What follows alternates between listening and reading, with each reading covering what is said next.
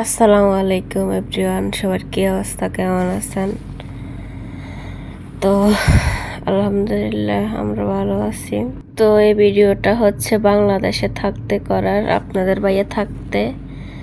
তো প্রায় আরো 4 মাস আগের ভিডিও এটা। তো আমি কাজে কর্মে ব্যস্ততার কারণে আপলোড করতে পারি নাই। তো আজকে ভাবলাম আপলোড করি। তো যখন আমি অসুস্থ ছিলাম, ডাক্তার দেখাইতেছি, তখনকার ভিডিও। তো কুমিল্লা হসপিটালে তো আমি অনেক ট্রিটমেন্ট করছি, অনেকবার গেছি। প্রথম যেদিন গেছি ওই দিনকার ভিডিও এটা। তো সবাই আমাদের জন্য দোয়া করবেন, আমাদের মনের ইচ্ছা যাতে পূর্ণ হয়। তো হসপিটালে যাওয়ার পরে আমাকে খালি ফেটে যাওয়ার জন্য বলছে আর কি। তো আমি খালি ফেটে গেছি, একটা গ্লুকোজ দিছে, আপনাদের ভাই একটা পানি নিয়ে আসছে। এই পানির ভিতরে বড়ি এগুলা গুলতেছে।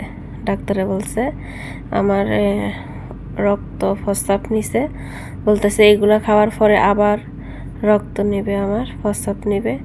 একদম খালি পেটে ছিলাম। তো এগুলো আমি খাইতে অনেক ভালো লাগতেছে না, কিরকম একটা গন্ধ ছিল, আমার ভালো লাগতেছে না। তো কি করার, খাওয়া দাওয়া শেষে পানিগুলা তো বলতেছে আমার রক্ত আর প্রস্রাব নেওয়ার পরে বলতেছে খাওয়া দাওয়া করে আসার জন্য, তাহলে আবার পরীক্ষা আছে।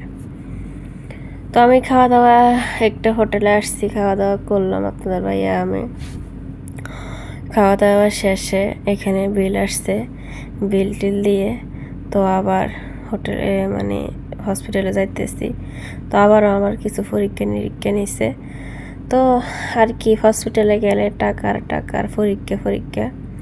তো আমার যে সমস্যা ছিল, সবাই দোয়া করবেন যাতে সব সময় আমি ভালো থাকতে পারি। আলহামদুলিল্লাহ এখন ভালো আছে, এখন সমাধান হয়েছে।